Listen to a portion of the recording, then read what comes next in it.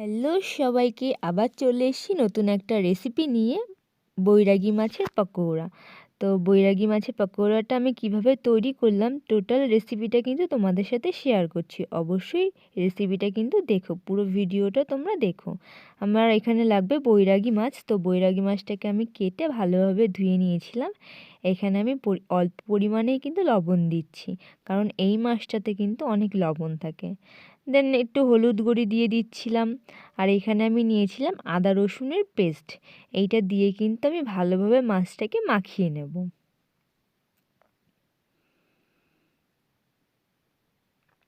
দেন একটু লঙ্কার গুঁড়ো দিয়ে ভালোভাবে কিন্তু মাছটাকে মাখিয়ে আমি একটু রেস্টে রাখবো। এদিকে আমি ব্যাটারটা কিন্তু বানিয়ে নিচ্ছি। তার মাঝখানে এখানে আমি 1 বাটি বেসন দিয়ে দিয়েছি, তার মধ্যে হাফ বাটি চালের গুঁড়ো দিয়ে দিচ্ছি, তার মধ্যে হাফ বাটি সুজি দিয়ে দিচ্ছি। আর সুজি দিলে কিন্তু পকোড়াটা একটু মচমচ করে। এখানে আমি হলুদ, লঙ্কার গুঁড়ি, জিরার গুঁড়ি, ধনের গুঁড়ি ও নুন লবণ দিয়ে ভালোভাবে মিক্সড করে নিচ্ছি। দেন এখানে আমি অল্প জল দিয়ে ব্যাটারটা তৈরি করে নিচ্ছি। আমার আবার একটু জল লাগবে, তাই আমি আরেকটু জল দিয়ে ব্যাটারটা তৈরি করছি। অল্প জল নিয়ে কিন্তু ব্যাটারটা তৈরি করতে হবে।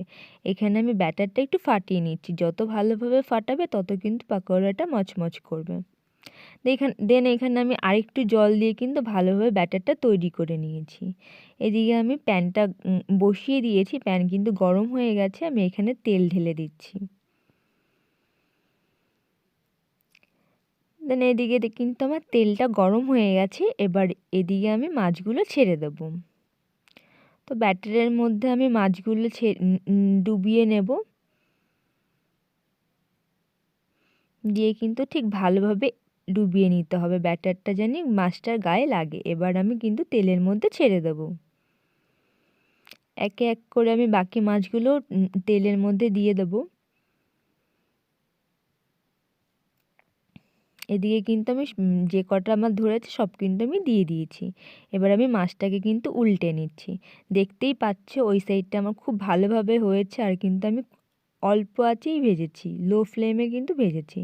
দেন 2 সাইড আমার ভাজা হয়ে গেছে। এবার কিন্তু তুলে নিচ্ছি। এক এক করে বাকি মাছগুলোও আমি ঠিক এইভাবেই ভেজে নেব। এদিকে কিন্তু আমার এই পিঠটা হয়ে গেছে, উল্টে কিন্তু আমি নামিয়ে নেব।